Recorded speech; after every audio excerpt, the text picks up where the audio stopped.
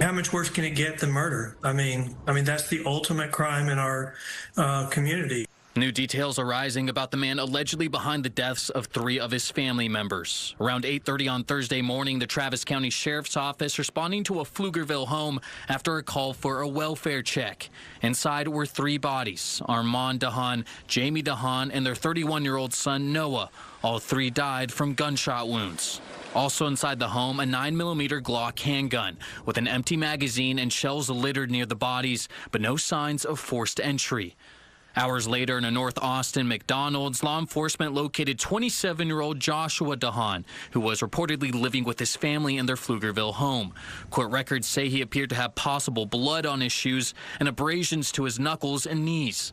He was taken to the hospital where he was described as delusional and uncooperative and claimed to be sexually assaulted. He's since been charged with capital murder in his family's death.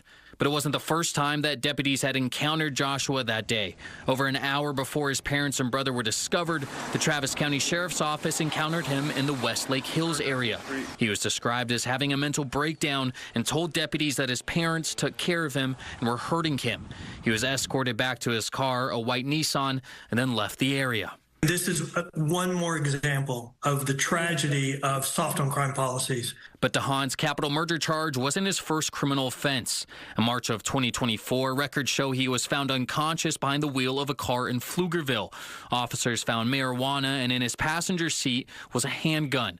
Dahan was charged with unlawful carrying of a weapon, but in July of 2025, that case was dismissed in Travis County Court, with Dahan being required to forfeit the weapon.